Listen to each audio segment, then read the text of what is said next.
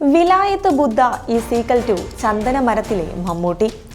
വിലായത്ത് ബുദ്ധ എന്ന സിനിമ തിയേറ്ററിൽ നിറഞ്ഞോടുമ്പോൾ എന്താണ് ഈ ചന്ദനമരത്തിലെ മമ്മൂട്ടി എന്ന ചോദ്യവും ഉയരുകയാണ്.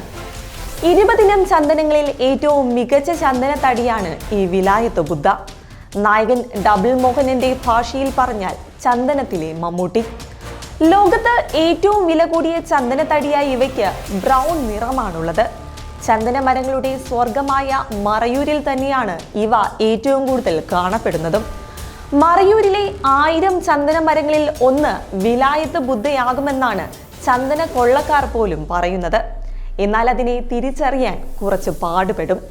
എന്തെന്നാൽ ഇവ വളവും പുളവുമില്ലാത്ത ലക്ഷണമൊത്ത ഒന്നാന്തരം തടിയാണ്. ചന്ദന കൊള്ളക്കാർ തേടി നടക്കുന്ന അല്ലെങ്കിൽ ഏറ്റവും വിലമതിക്കപ്പെടുന്ന ചന്ദന മരമായി ഇതിൽ നിർവാണ ബുദ്ധനെ കൊത്തിയെടുക്കാൻ ഏറ്റവും ഉത്തമമെന്നാണ് സങ്കല്പം. വിലായത്ത് എന്നാൽ വിലാത്തി അല്ലെങ്കിൽ ഇംഗ്ലണ്ട് എന്നാണ് അർത്ഥം.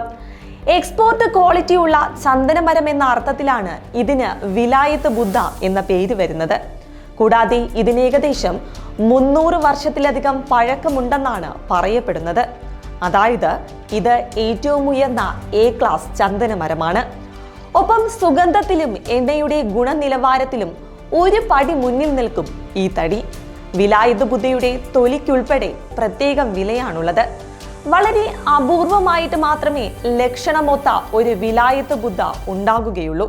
അതിനാൽ തന്നെ ഇന്റർനാഷണൽ മാർക്കറ്റിൽ വൻ ഡിമാൻഡ് തന്നെയാണ് ഇവയ്ക്ക് എപ്പോഴുമുള്ളത്.